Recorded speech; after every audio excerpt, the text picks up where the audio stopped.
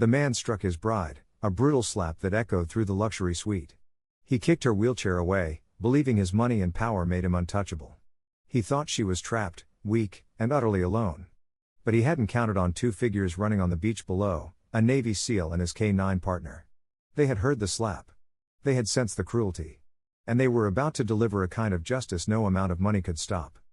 The Gulf of Mexico exhaled a warm, soupy breath over Clearwater Beach. Night had just fallen, that murky time when the ocean and sky bled into a bruised purple. A thick blanket of humidity, typical of the Florida coast after a thunderstorm, was rolling inland, swallowing the white sand dunes and muting the world in a damp, heavy stillness. It was the kind of evening that encouraged solitude, and Caleb Cal Rourke savored it as he moved along the hard-packed sand near the water's edge, his boots making a crisp, steady, and relentless rhythm. Cal was a man of lean, useful build, not the puffed-up muscle of a gym, but the sinewy, hard-packed strength of a predator, honed by a life that demanded efficiency over spectacle. He was on leave, a short, mandatory break from the high-alert world of naval special warfare, stationed just across the bay at MacDill.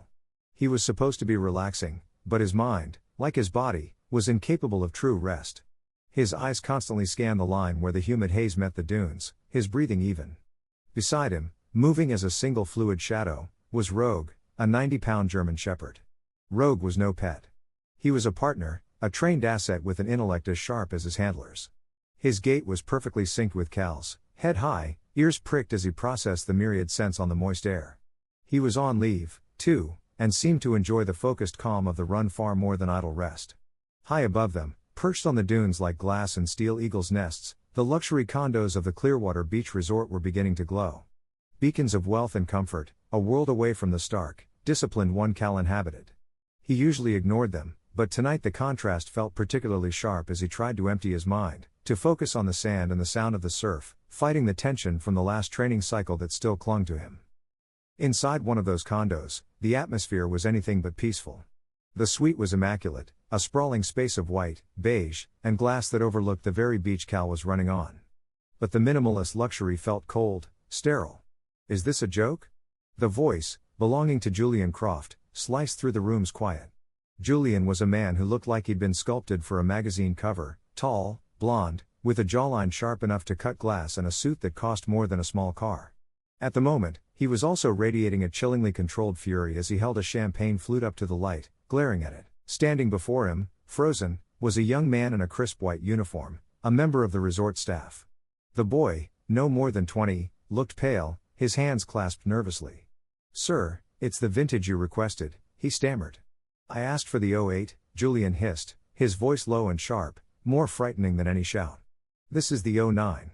The '09 was a terrible year. It's what people serve when they don't know any better. Do I look like someone who doesn't know any better?" The server was visibly trembling. I am so sorry, sir. I'll have it replaced immediately." "You will," Julian said flatly. "And you'll be paying for this bottle out of your wages." "Julian, that's enough." The voice was quiet but firm, coming from the open balcony door. Eliza Vance sat there in her sleek, manual wheelchair, the cool sea mist touching her face. She was the reason for this gathering, the bride-to-be. Her face held a practiced, weary calm, but her knuckles were white where they gripped the push rims of her chair. She was used to this, to managing his moods. Julian shot her a look, his perfect features tightening. "What?" "It's just champagne, Julian. He said he'll fix it. Let the poor kid go." Julian stared at the server for another second, savoring the power, before giving a dismissive wave of his hand. "Get out."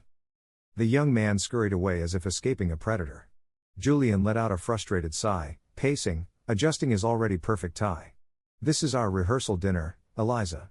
Our families arrive tomorrow. Everything has to be perfect, and you let him stand there and argue with me."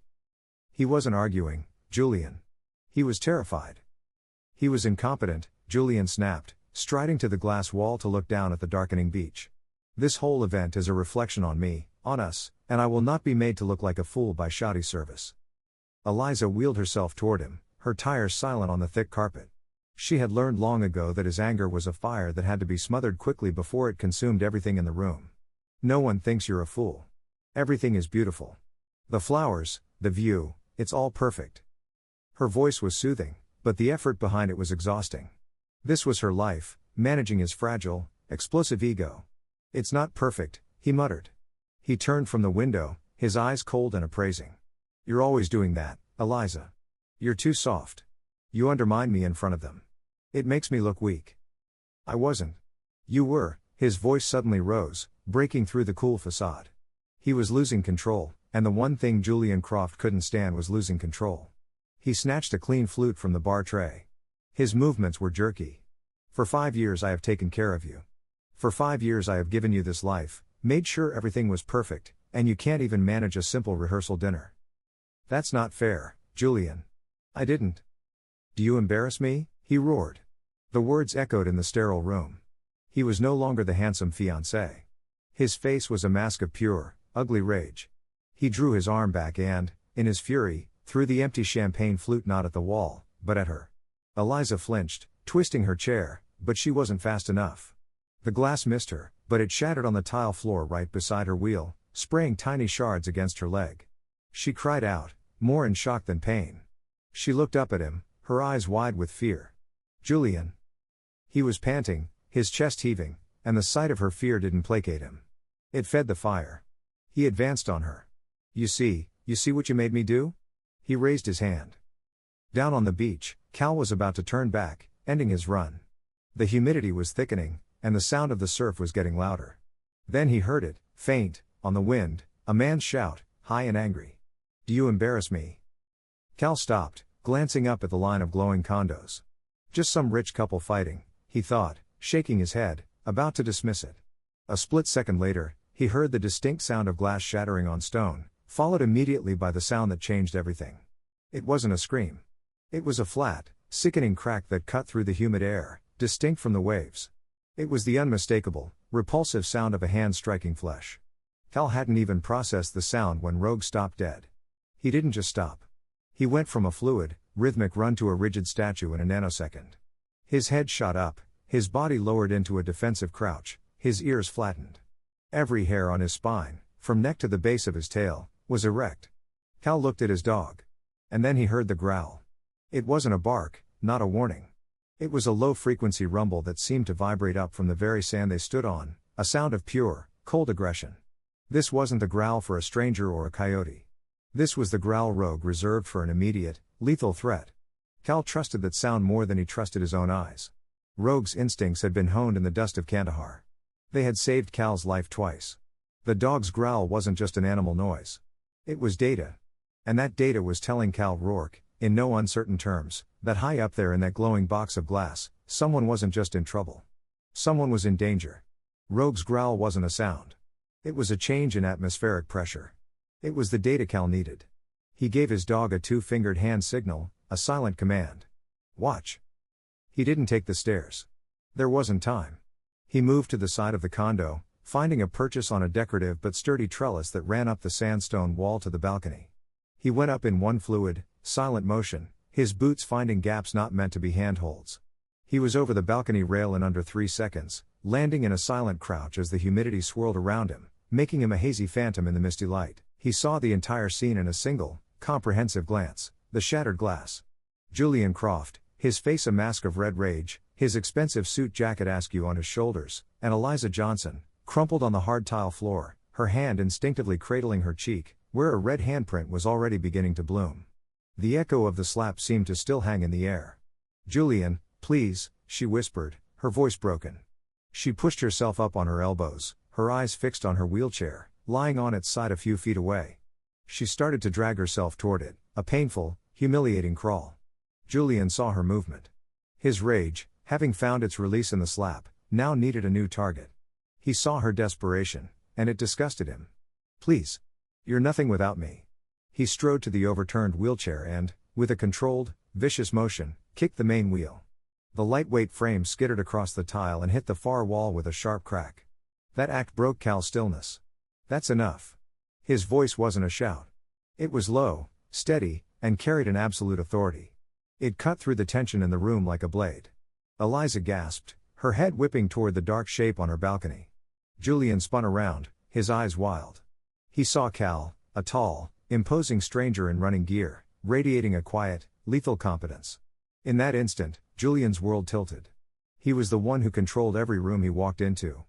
But here, In his own suite, he was suddenly not the most dangerous man in the room. Humiliation flooded his face instantly, followed by pure, narcissistic rage. He had been seen. He had been challenged. "Get out!" Julian screamed, his voice cracking with fury. "This is private property. This is..." He didn't finish. He was a man who solved problems by overpowering them, by buying them, or by bullying them. He saw a threat, and his ego demanded he eliminate it. He lunged, throwing a telegraphed right hook aimed at Cal's head. It was the desperate attack of a man who had never been in a real fight, only in arguments he knew he could win. It was over before it began. Cal didn't even bother to block. He flowed. He moved inside the punch, his left hand parrying Julian's arm at the elbow, not stopping its momentum, but redirecting it. As Julian's own energy carried him forward, Cal pivoted on his heel, trapping Julian's arm in a rigid lock. He dropped his center of gravity slightly and torqued his hips. It was a precise and cold application of leverage, an elbow break and a rotational shoulder lock. There was a wet, sickening pop, and a choked scream from Julian as his shoulder joint dislocated. Cal used the lock to guide Julian's fall, forcing him face down onto the expensive rug and driving a knee into the back of his neck. It was silent, efficient, and utterly devastating. The entire exchange took less than 2 seconds. In those same 2 seconds, Rogue came up from the beach below. He had seen the lunge, that was his signal. He launched himself up the trellis Cal had used, his powerful limbs clawing for purchase, and vaulted over the balcony rail just as Julian hit the floor. But the dog didn't go to Cal. His handler had the situation under control. His programming was different. Rogue crossed the room in 3 bounds, placing his body squarely between Eliza, still on the floor, and the now subdued Julian. Rogue didn't bark. He just stood there, a 90-pound wall of muscle, baring his teeth in a silent snarl, a continuous low rumble vibrating in his chest. He was claiming the victim, a silent guardian. Eliza stared, her mind unable to process the sequence of events. The man who had terrorized her was on the floor screaming in pain. The man who had saved her was a ghost from the mist. And the dog was a wolf standing sentry. The doorbell chimed, a frantic, repeated ringing. Mr. Croft, are you all right? I've called my manager. An anxious, familiar voice called from the hallway. It was Leo, the young server Julian had dismissed, his voice trembling. A second, deeper, firmer voice joined in. Mr. Croft, this is Mr. Davenport, the hotel manager. Please open the door, or we will use a master key. Mr. Davenport was a tall, severe-looking man in an impeccable suit whose job it was to handle precisely these kinds of problems, though perhaps not exactly like this. Julian, pinned, his face contorted in a mask of absolute pain and hatred, heard the voices. This was his world. This was his territory. He tried to push himself up, but Cal's knee was an unmoving anchor. Let me go. Julian gasped, the pain making him almost incoherent. He craned his neck, his eyes finding Cal's. The threat he was about to make was cut off, but his eyes said it all. You're a dead man, he mouthed, a silent, venomous promise. Then his cunning, cowardly mind saw an opening. He screamed toward the door, his voice suddenly full of theatrical terror. Help! Help me! He's attacking me! He has a dog! Call the police! Cal was now in a difficult position. He was restraining a wealthy, influential man on the floor with his battered fiancé mere feet away and witnesses, and soon police, at the door. He had won the physical fight, but he was about to lose the overall battle. Julian's chaotic shouts of, "Help me! He's attacking me!" were a tactical grenade thrown into the room, designed to create confusion and misdirection. The rattling at the door from Mr. Davenport and Leo grew more frantic. Mr. Croft, we are coming in. Cal's mind processed the variables in a microsecond. Front door, choke point, compromised, hostile. Julian neutralized but vocal. Objective, Eliza, vulnerable. He ignored Julian's writhing and the pounding on the door. They were just noise. He looked at Eliza, who was still huddled on the tile, her eyes wide with a terror that had fractured into confusion. He kept his knee on Julian's back, his voice low, urgent, cutting through the din. Are you safe with him? Eliza's world had just imploded. She looked at the man on the floor, her fiancé, the man who was supposed to love her, then at the fierce stranger pinning him. She shook her head. A single, powerful negation that pulled a sob from her. No. That was his permission. His mission was defined. We're leaving. He released the pressure from Julian. Rogue, watch him. The command was clipped. Rogue's growl deepened, freezing Julian in place, who understood on a primal level that the dog was now his primary threat. Cal moved with terrifying efficiency. He scooped Eliza off the floor in a single motion, his strength making the lift effortless. She gasped, instinctively wrapping her arms around his neck, a lifeline. "My chair," she whispered, her voice panicked. "I can't." He didn't let her finish. He grabbed the overturned lightweight chair with his free hand, righting it. He was now carrying both the woman and the evidence of her confinement. He strode to the front door, Rogue backing out with him, the dog's eyes still locked on Julian. Cal pulled the door open. Mr. Davenport, the hotel manager, and Leo, the young server, stood there, a master key in Davenport's hand. Davenport was a tall, perfectly groomed man in his 50s, his face a mask of professional concern that was rapidly turning to shock. Leo just looked terrified. They froze, confronted with a scene from a nightmare. Cal, fierce and imposing, holding a crying, clearly injured Eliza, a massive German shepherd growling at their feet, and behind them, the wealthy Mr. Croft on the floor clutching his shoulder. Julian, seeing his audience, played his card immediately. "Stop him!" he shrieked from the floor. He broke my shoulder. He's kidnapping her. Call the police." Mr. Davenport's gaze snapped to Cal, a manager's liability instincts making him a sudden obstacle. "Sir, I'm going to need you to put her down." "We have." But Eliza, clinging to Cal, her face buried in his shoulder, pulled away just enough. She looked at the manager, her voice trembling but clear. "He hit me." Those 3 words were a weapon. They changed everything. Mr. Davenport's professional gaze shifted from Cal, the potential kidnapper, to Julian, a massive legal liability. In that moment of hesitation, Cal didn't wait for a debate. "She's coming with me." "Call the police," Cal said, his voice a command, not a request. He pushed past the 2 stunned men, moving down the plush hallway. "Rogue, heel." Rogue broke his watch and trotted to Cal's left, a perfect, silent rear guard. Cal bypassed the main elevators, heading for the simplicity of the service stairs and then a service elevator, moving through the resort's underbelly, past kitchens and laundries, emerging into the humid air of the delivery bay. He reached his truck, a utilitarian, anonymous pickup, its military tidiness a stark contrast to the valeted sports cars of the resort. He gently placed Eliza in the passenger seat, his movements sure and impersonal, before folding her wheelchair and sliding it into the bed. Rogue leapt into the extended cab behind the seats, taking up a watch, his eyes scanning the loading area. The drive from Clearwater to Tampa was heavy with a silence broken only by the rhythmic thump-thump of the wipers cutting through the humidity. Eliza was in shock, trembling, her hand still pressed to the raw, stinging red mark on her cheek. Cal drove, his focus absolute, his presence filling the cab with a sense of contained energy. His apartment in Tampa was not a home. It was a base, stark, clean, and temporary. It contained a bed, a crate for Rogue, a small table, and 2 chairs.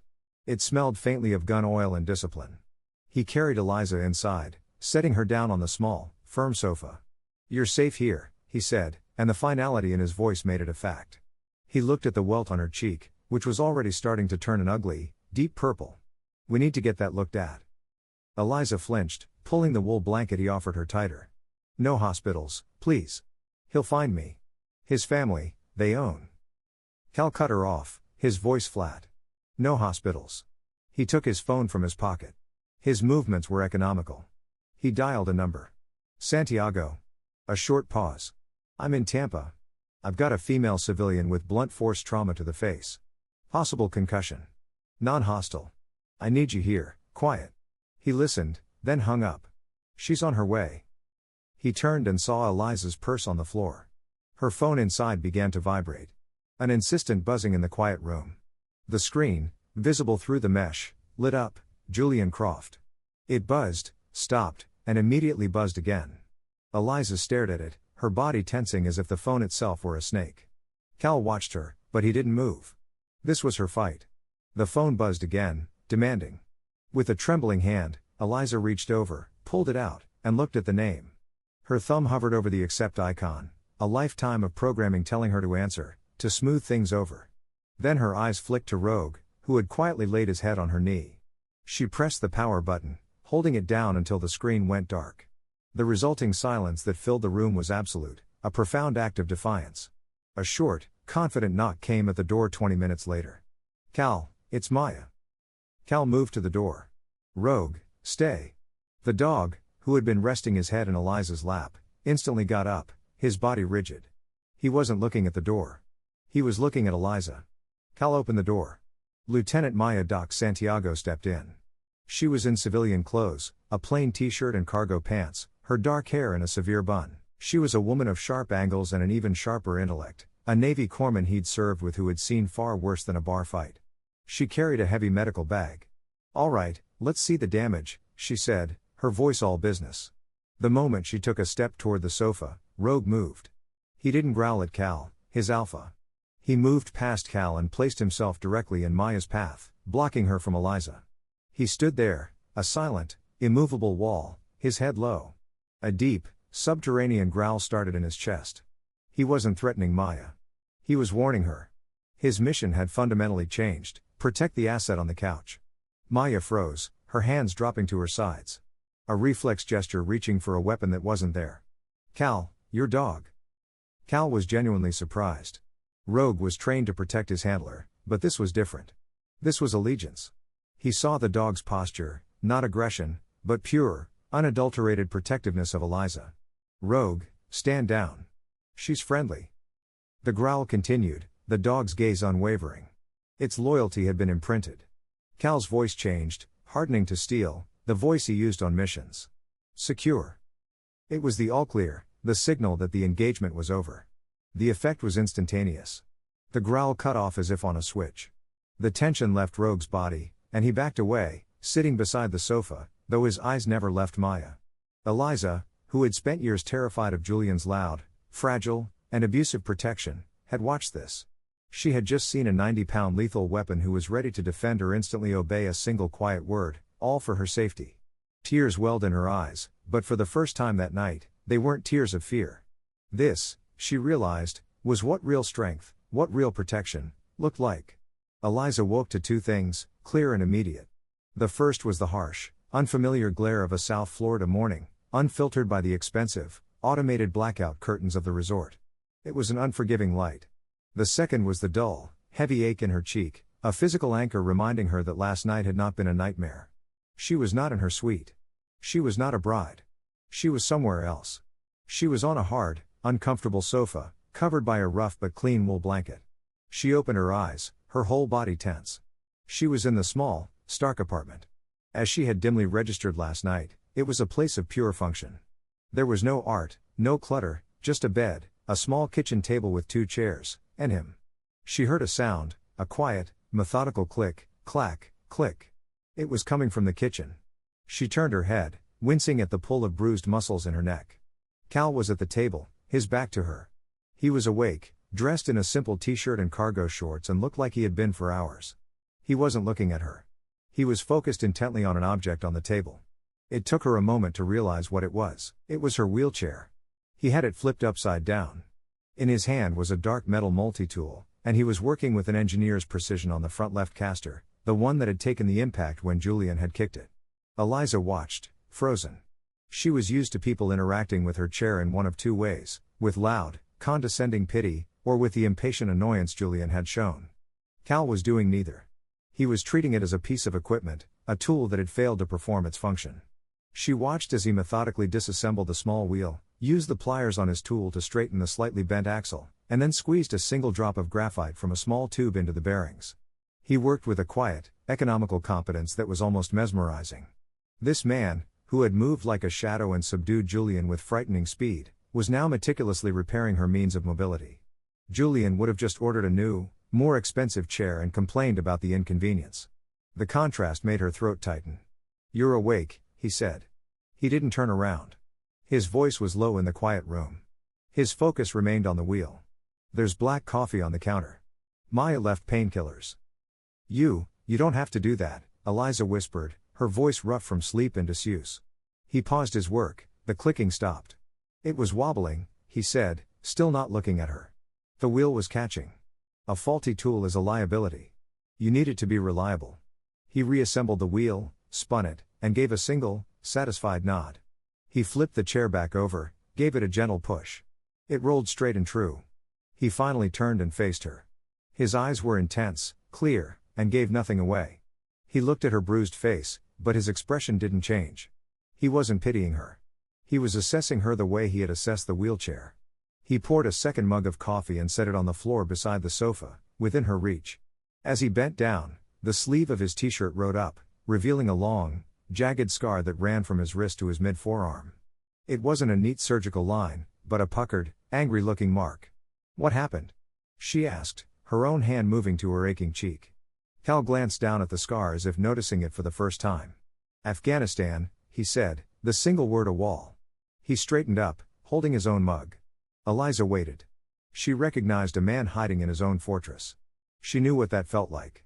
He must have seen something in her expression because he let out a short breath. "Shrapnel from an Ide. My team leader. He didn't make it. I got this." He said it so matter-of-factly, as if the scar were a minor inconvenience, but a shadow crossed his features that was darker than the morning light. A heavy silence settled between them. He had shared his wound. She now held his.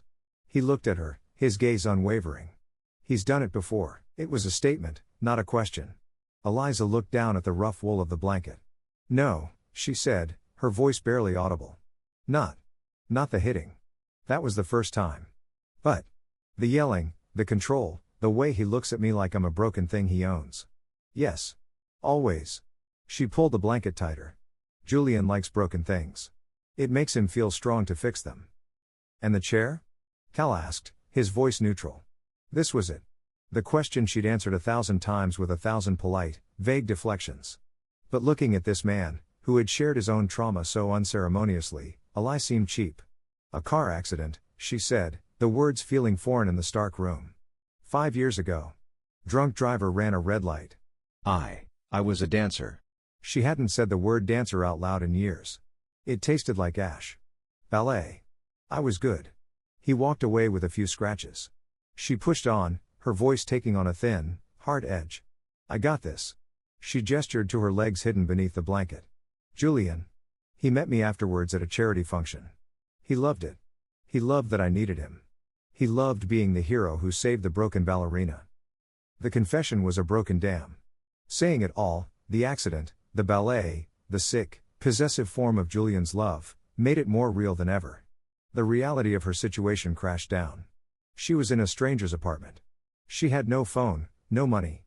Julian controlled all the accounts. She had no home. She had nothing.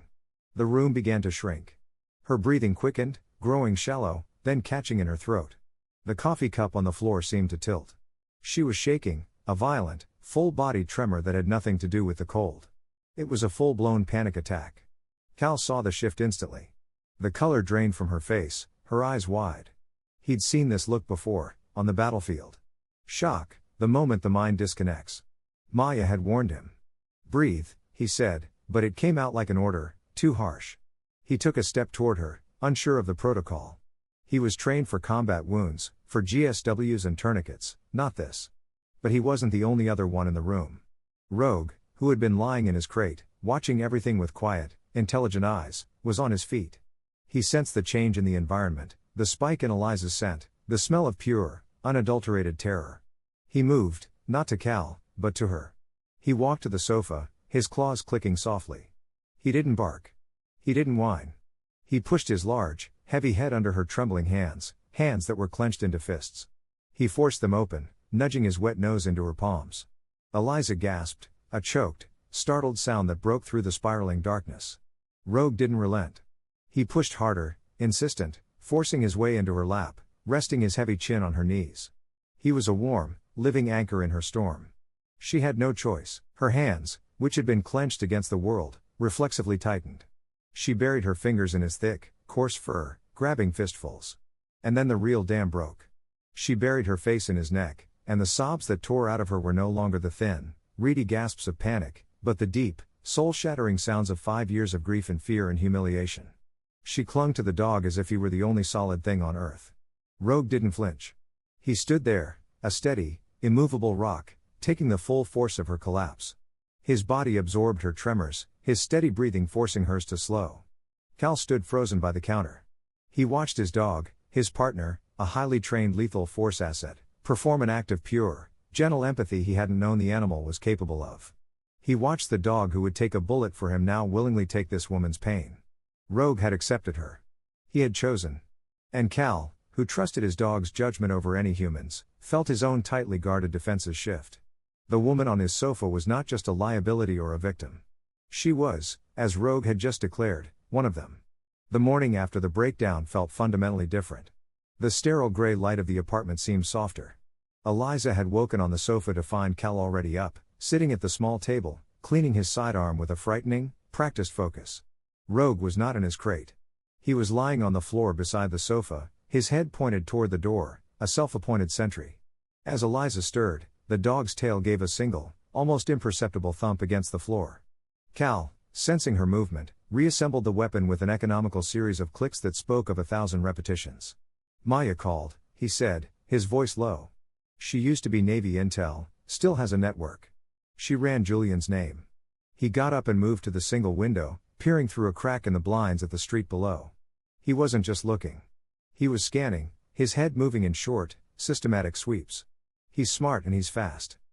Eliza sat up, the wool blanket pooling in her lap. What do you mean? Cal's focus remained on the street. There's a gray sedan been parked across the street for an hour. 2 men inside. They're not on their phones. They're watching the building. That's his plan B. What was plan A? She asked, her voice small. The one he already executed. Cal turned from the window, his eyes hard. He filed a police report last night. A missing person. He's citing your fragile mental state after the accident. He named me, not by name, but as an unidentified, aggressive individual who assaulted him and abducted you from the resort. Eliza felt the blood drain from her face. He was twisting the truth, painting her as incompetent, insane. He also, according to Maya, contacted a couple of local media outlets, leaking a story about his distraught fiancé and a violent stalker. He's making me the victim, but in the wrong way, she whispered. No, Cal corrected, his voice flat. He's making you the prize to be retrieved and me the obstacle to be neutralized. The police are his public force. The media is his psychological warfare, and the men in that sedan, he nodded toward the window, are his private army. This apartment is compromised. We leave now. There was no room for debate. The small, safe bubble they had shared was gone. Cal moved with a purpose that was both calm and terrifying. He handed her a bottle of water and a protein bar from his own stash. Eat. Drink. You'll need it. He packed a small, compact go bag in less than 60 seconds. He grabbed her wheelchair. His movements were efficient. Maya's arranging a new location. We can't use the lobby or front door. We go through the garage. The journey from the apartment to the service elevator was a lesson in controlled tension. Cal pushed her chair, his body acting as a shield, his head constantly swiveling.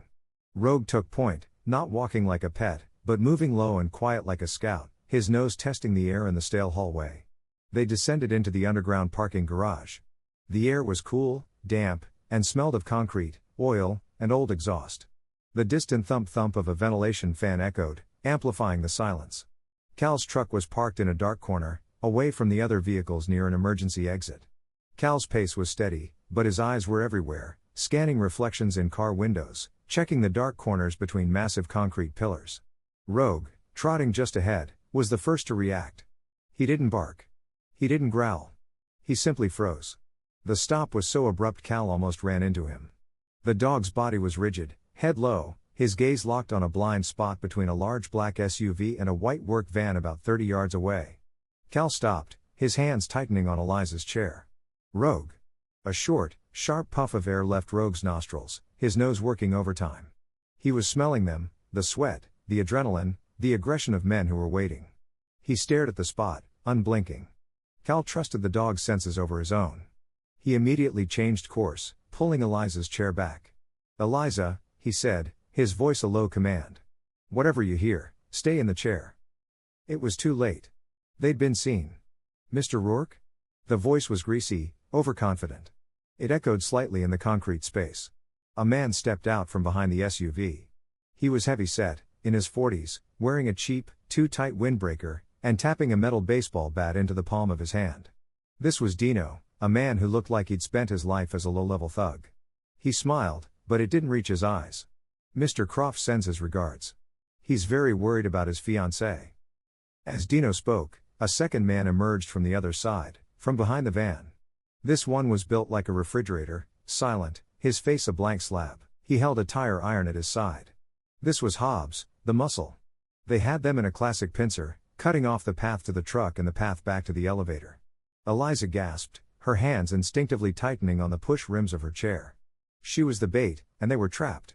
Dino took a few steps closer, the bat resting on his shoulder. Look, here's the deal. Mr. Croft wants the girl back. No hard feelings. As for you, he wants you to have a little accident, something to help you remember your manners. He chuckled as if it were a joke. Hobbs remained silent, tightening his grip on the tire iron. Cal was perfectly still, his body positioned between the men and Eliza's chair. He calculated the distances. 2 hostiles, 1 with reach, the bat. 1 with impact, the tire iron. 2 targets. Himself, and Eliza. He let out a slow, controlled breath, his eyes locked on Dino, the talker. My math is different, Cal said, his voice deceptively calm. Dino's smile faded. He hated smartasses. What did you say? He didn't finish the sentence. Cal hadn't been talking to him. He was setting his own battlefield.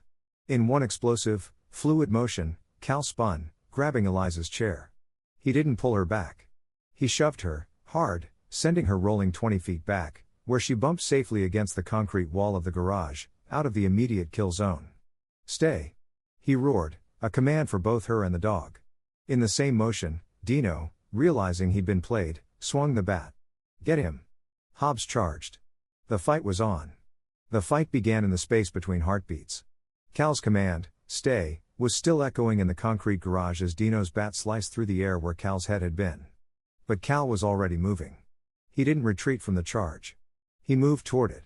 He met Hobbs's tire iron attack not with force, but with a fluid parry, his hand clamping onto the big man's wrist. He used Hobbs's own momentum, pivoting the large man around like a heavy, awkward door, forcing him to take the brunt of Dino's follow-up swing. The thud of the bat hitting Hobbs's shoulder was sickening, followed by a grunt of pain from both men. Hobbs from the impact, Dino from the shockwave. Hobbs was now off balance, his weapon arm compromised. Cal didn't waste the opening. He released the wrist, stepped inside, and delivered a 4-strike combination, not with his fists, but with rigid, open hands. The strikes weren't wild. They were precise, targeting nerve clusters, the side of the neck, the floating ribs, the solar plexus. Hobbs didn't scream. He simply folded, the air leaving his lungs as his nervous system overloaded. He crumpled to the concrete, unconscious before he hit the ground. Simultaneously, Dino, having just struck his own partner, was scrambling to recover. He saw Hobbs go down and his eyes widened in panic. He was the talker, not the fighter. He turned, bat raised, but he wasn't looking at Cal. He was looking at the dog. Rogue, apprehend. Cal's command was low, sharp. Rogue, who had held the stay command with vibrating tension, exploded forward. He wasn't a pet. He was a weapon. He moved in a gray blur, low to the ground, silent. Dino swung the bat wildly, a terrified yelp in his throat. Rogue didn't go for the bat. He didn't go for the man. He went for the threat. He launched himself, his jaws closing not on flesh, but on the wrist of Sal's weapon arm. It was a trained, non-lethal hold. Dino screamed as the bat clattered to the ground. Rogue didn't tear. He simply held, all 90 pounds of his muscle acting as an anchor, completely neutralizing the man. Dino sank to his knees, whimpering, his free hand raised in surrender. The entire engagement, from the first lunge to the last whimper, had taken less than 10 seconds. Cal didn't pause to admire his work. He moved to Eliza, who was pressed against the concrete wall, her face pale, her eyes wide with a mixture of horror and awe. She had just witnessed a level of violence that was both terrifying and, in a strange way, completely controlled. Are you hurt? He asked, his voice all business, his eyes already scanning the garage exits. She shook her head, unable to speak. Good. We're moving. He produced a set of heavy-duty zip ties from the bag he'd dropped, quickly securing the unconscious Hobbs's hands and feet. He did the same to the whimpering Dino after Rogue released his wrist on a sharp-out command. My arm, Dino moaned. Cal ignored him. He looked at his truck, then at the thug's vehicle. The van. They know my truck. They don't know this.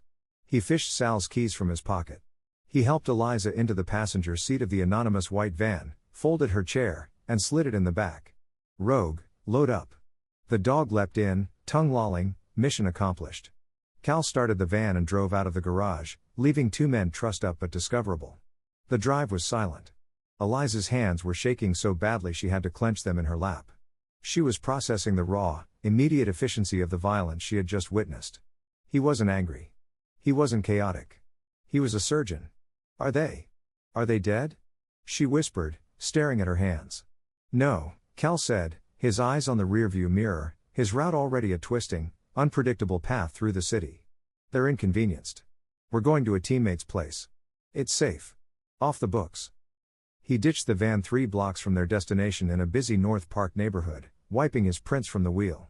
He pushed Eliza the rest of the way, moving through the flow of Saturday afternoon pedestrian traffic.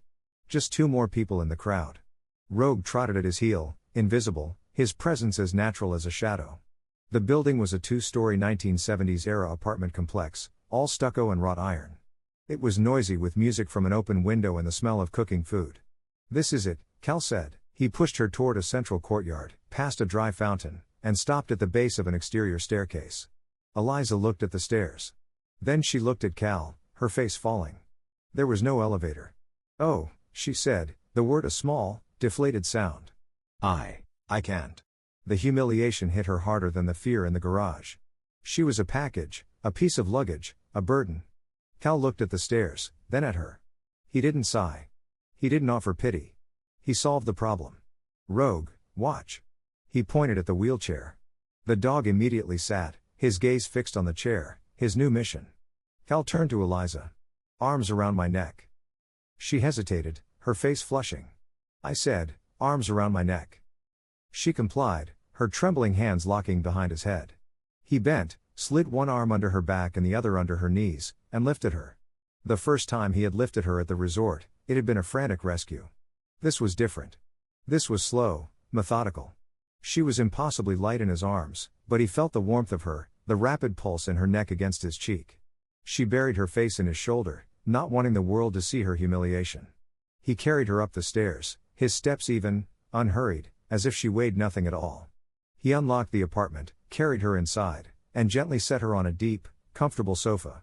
The apartment was a typical bachelor pad, a huge TV, a game console, a stack of empty pizza boxes. I'll get the chair, he said, and was gone. Eliza was alone in the room, her heart hammering. The intimacy of being carried, the feel of his strength, the absolute safety she felt in his arms was more disorienting than the violence. Cal returned with the chair. Rogue trotted in behind him.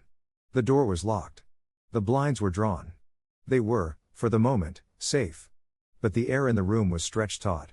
The adrenaline from the fight, the tension of the escape, the forced intimacy of the carry, it all hung in the small, stuffy room, leaving them with nothing to say. Eliza stared at her useless legs. Cal stood by the window, peering through the blinds. They were a warrior and a victim, and the silence was deafening. Rogue, however, had no patience for human tension. He had done his job. He had been praised. He was now in a familiar place. He'd been here before with Cal. He trotted over to a wicker basket next to the TV, one filled with controllers and old mail. He nudged his head in, rummaged, and emerged with his prize, a slobber-covered, neon yellow tennis ball. He trotted to the sofa. Eliza, lost in her own misery, didn't notice him until he nudged his cold, wet nose into her clenched fist. She started, looking down. Rogue dropped the ball directly into her lap. It was heavy, wet, and utterly absurd. She stared at it. Rogue looked from the ball to her to Cal. He let out a single, low, playful bark, a perfectly normal, very dog sound that cut through the tension like a knife. His tail gave a hopeful wag.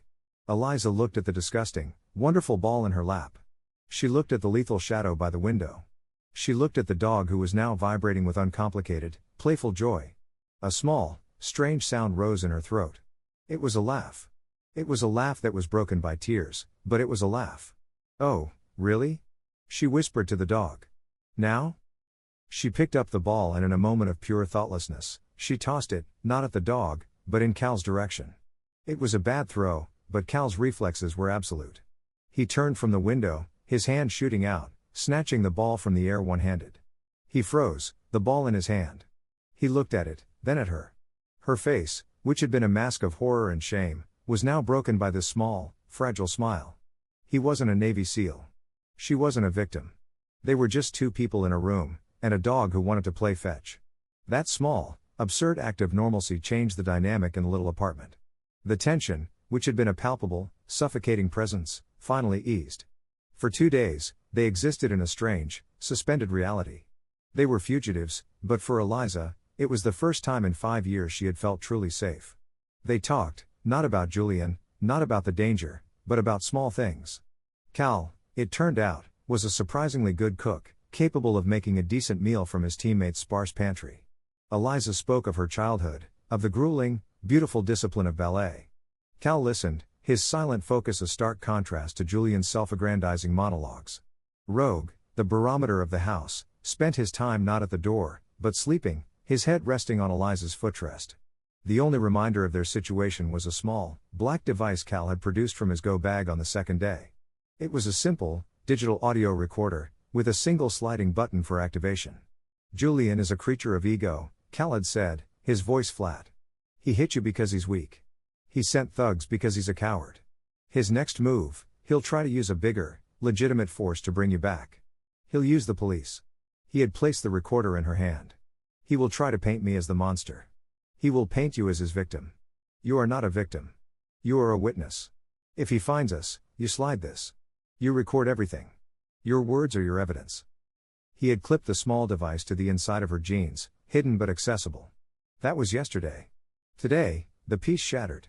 It didn't start with a crash, but with a sharp, official knock on the door. Knock, knock. Rogue was on his feet before the last knock faded. A low growl started in his chest. Cal was already moving, his hand on Rogue's fur, silencing him. He looked at Eliza. He's here. His eyes flicked to her waist where the recorder was. She nodded, her face pale but determined. Her hand slid to her side and a tiny, almost invisible red light flicked on. Cal moved to the door, his body relaxed but ready, his hands visible. Who is it? He called. San Diego Police Department. Open up, sir. We have a request for a wellness check on a Miss Eliza Vance. Cal opened the door. 2 officers stood there. The older one was Officer Diaz, a man in his late 30s with a thick mustache and tired, cynical eyes. He'd seen it all. The younger one, Officer Kent, was barely 25, his hand resting nervously on his holstered firearm. Good afternoon, Diaz said, his eyes sweeping the room, taking in Cal, tall, tactical, dangerous, the dog, a threat, and Eliza in her wheelchair by the window. Ma'am, are you Eliza Vance? Eliza nodded. We received a report that. Diaz didn't finish. Eliza, thank God. Julian Croft pushed past the officers. He was a masterpiece of calculated victimhood. His dark hair was perfectly disheveled. He wore an expensive suit, and his right arm, the one Cal had locked, was supported in a sleek black medical sling, a prop of pure theatrical genius. Officers, that's him. That's the man. Julian pointed at Cal. Officer Kent's hand immediately tightened on his weapon. Sir, Officer Diaz said, his voice hardening, stepping inside. We were told you were a hostile individual, that you may be armed. Cal kept his hands open, away from his body. I'm not armed, officer. This man, Julian Croft, assaulted Miss Vance 2 nights ago at the La Jolla Resort. I removed her from a dangerous situation. Julian made a sound, a perfect, broken laugh. Assaulted? He's delusional. He's a stalker. He has PTSD or something. He attacked me, officer. Look at my shoulder. He's been holding her here against her will. This was the narrative Julian had built. He was the heroic fiancé. Cal was the unstable, violent veteran. Officer Kent, young and impressionable, was buying it. His weapon was now unholstered. Sir, I need you to place your hands on your head, now. Cal complied slowly, his movements deliberate. He was now, tactically, neutralized. He was at gunpoint by a nervous cop, and the law was on Julian's side. Julian saw his victory. He had won. He turned his attention to Eliza, his face a mask of loving concern. Eliza, baby, it's over. I'm here. Let's go home. He started toward her. Eliza shrank back in her chair, her hand still at her side, the red light glowing. No, Julian, stop. It's okay, honey. He's confused you. It's the trauma. He was patronizing her, treating her like a child in front of the police, reinforcing his story. He was now between Cal and Eliza. And then he made his final, fatal mistake. He was angry that she was still resisting, even now. He needed to re-establish control. He lunged, his good arm shooting out, grabbing her by the bicep. I said, he hissed, the mask slipping, we're leaving. Cal moved. No. But Officer Kent, seeing the sudden movement from the seal, brought his weapon up fully. Freeze. On your knees. Cal was blocked, he was at gunpoint. He couldn't get to her. The officers saw a suspect moving. Julian saw a prize he was about to reclaim. Eliza cried out as Julian's fingers dug into her arm, trying to pull her from the chair. Cal couldn't move, but his partner could. Hold. The command wasn't a shout. It was a bark, a short, sharp explosion of sound that cut through the tension. It was a word of absolute authority. Julian, confused, looked up. He didn't even see the blur. Rogue, who had held the sit command with vibrating tension, uncoiled. He didn't go for the injured shoulder. He didn't go for the throat. He moved past the stunned officers, a 90-pound missile, and perfectly executed his training. He launched himself, his jaws closing on Julian's good arm, the one holding Eliza. It was a trained, full-mouth hold. The weight and momentum of Rogue ripped Julian's hand from Eliza and threw him backward onto the floor. Julian's scream this time wasn't performative. It was a raw, piercing shriek of pain and terror as the dog's teeth held him, a living vice. Officer Kent yelled, his gun now waving uncertainly between Cal and the dog. Officer Diaz was shouting, "Get the dog! Get the dog!" The situation was a second away from gunfire. "Stop!" Eliza's voice cut through the chaos. She wasn't crying. She wasn't a victim. She rolled her chair forward, her face a mask of cold fury, her hand no longer at her side. She was holding up the small, black digital recorder for the officers to see. "Stop. He is lying. He is the one who assaulted me.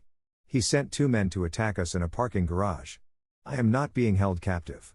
She looked at Diaz, her eyes boring into him. "My name is Eliza Vance. I am here of my own free will, and I have the last 48 hours of his threats, his confession, and his conspiracy right here." She held the recorder up like a weapon. "Now, officer, tell him to let me go." The room went silent, broken only by Julian's whimpering and the low, steady, warning growl from Rogue. Officer Diaz looked at the recorder, at the whimpering man on his floor, at the defiant woman in the wheelchair, and at the Navy SEAL who hadn't moved a muscle. He realized with a sinking feeling he had been sent to the wrong call. The small, stuffy apartment held its breath.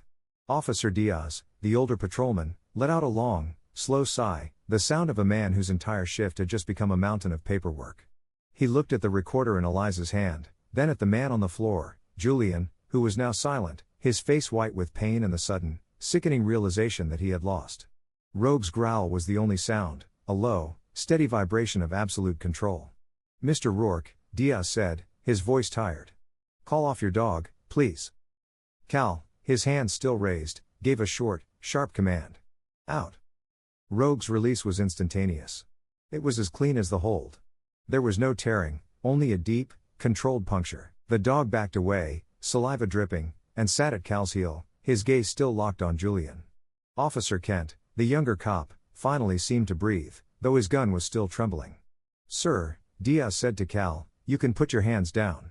He then turned to Julian on the floor and pulled out his handcuffs. "Julian Croft, you're under arrest for assault and filing a false police report." As Diaz hauled Julian to his feet, Julian's victim mask dissolved into pure, ugly spite. "You have no idea who I am. I'll have your badge. And you?" He spat at Cal. "You're a dead man." "I'd be quiet if I were you, Mr. Croft." A new voice, sharp and cold as winter, cut through the room. A man stepped through the open doorway, past the stunned officers. He was in his late 60s, lean with silver hair and a tailored suit that probably cost more than the officer's monthly salary. This was Arthur Sterling, the Vance family's attorney for 3 generations. A man who moved with the quiet predatory grace of an old-world aristocrat. He had been in Eliza's contacts, a number she hadn't used in 5 years.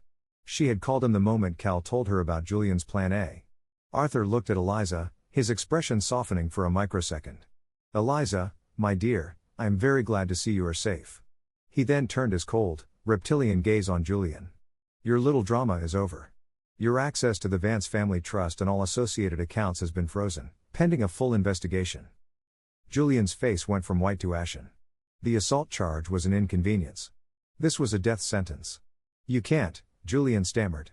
"Arthur, I can and I have." Arthur Sterling produced a file, handing the digital recorder to a woman standing behind him, his legal aide. "Officer Diaz," Arthur said, his voice pure authority. "My client, Miss Vance, will cooperate fully. We will also be providing you with evidence of conspiracy to commit assault regarding two gentlemen Mr. Rourke encountered in a parking garage. He gave Cal a brief, appraising look, a flicker of respect. And we will, of course, be conducting a full, independent audit of Mr. Croft's business dealings as they pertain to my client's estate. I suspect we will find irregularities. It was a promise, and it was the end of Julian Croft's empire. He was led away, finally silent, a ruined man. 3 days passed. The world changed. Julian Croft made bail, but his empire was in ruins. Arthur Sterling's auditors, armed with Eliza's full power of attorney, had descended on Julian's accounts and found exactly what Arthur had suspected, a vast, complex web of embezzlement and fraud. Julian hadn't just been controlling Eliza. He had been systematically gutting her family's estate to prop up his own failing ventures. The assault on Cal became the least of his worries. He was now facing federal charges. Eliza was no longer in the safe house. She was in a penthouse suite at the U.S. Grand Hotel, paid for by her own trust fund, with a private security team of ex-law enforcement vetted by Arthur in the lobby. But she had refused to let Cal and Rogue leave. They were in the suite with her. The dynamic had shifted. He was no longer her rescuer. She was no longer his mission. They were just Cal and Eliza, and Rogue. The dog, sensing the profound change in the atmosphere, was no longer a sentry. He was just a dog, sleeping in a patch of sun by the window, his head on her feet. "It's over," Eliza said, wheeling her chair onto the balcony, looking out over the city. She was in new clothes, her own, and the bruise on her cheek had faded to a pale yellow. "You're free to go, you know. Back to your leave." Cal stood in the doorway, watching her. He had been restless all morning, his energy humming under his skin. "About that," he said. He was holding a small, encrypted satellite phone, the kind that didn't belong in a hotel suite. "Got the call an hour ago. My leave is over. I'm shipping out." Eliza's hands froze on her wheels. She turned to look at him, her heart sinking. "Oh. When?" "Tonight. 2,100 hours." He clipped the phone back to his belt. "It's an unscheduled deployment. Urgent." He paused, and the next part was the hardest. "And it's a non-K9 environment. Rogue. Rogue isn't going." Eliza looked at the dog, who was now awake, his head up, sensing the change in his handler's tone. He couldn't go, but he couldn't stay alone in an apartment. Cal's world was one of deployments and barracks. There was no place for a dog without a handler. The unspoken question hung in the air, heavy and sharp. The air at Naval Air Station North Island was cold and smelled of jet fuel and the sea. The high, whining shriek of a C-17 Globemaster's turbine spooled up on the tarmac, its huge cargo bay open and waiting. This was Cal's world, a place of noise, purpose, and shadows. He had driven Eliza onto the base himself, his credentials getting them through the gate without question. She sat in her wheelchair at the edge of the chaotic tarmac, Rogue beside her, pressed anxiously against her wheel. Men in full combat gear moved around them in focused, purposeful streams. No one looked at them. Cal was in uniform, his go bag at his feet. This was goodbye.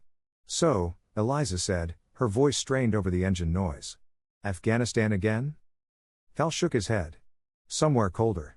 He looked at her, his face unreadable in the harsh floodlights. "Arthur will protect you. The security team is good. You'll be safe." "I know," she said.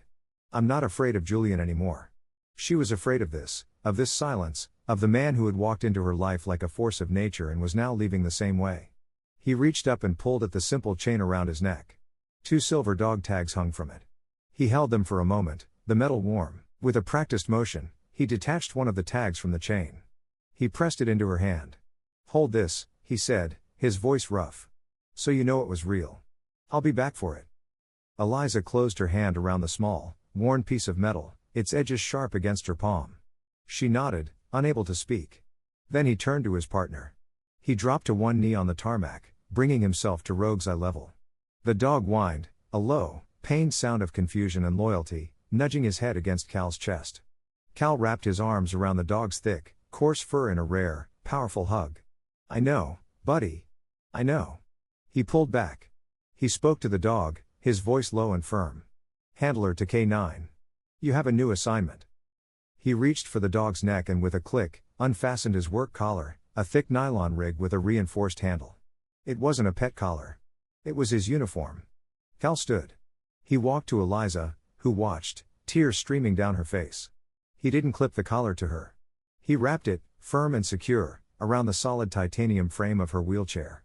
The click of the heavy-duty buckle locking into place was as final as a chambered round. Rogue, seeing his collar, his purpose, now attached to her, whined again, but the sound was different. It was shifting from confusion to understanding. Cal put a hand on Rogue's head and then pointed, his finger almost touching Eliza's arm. Protect her. It wasn't a request.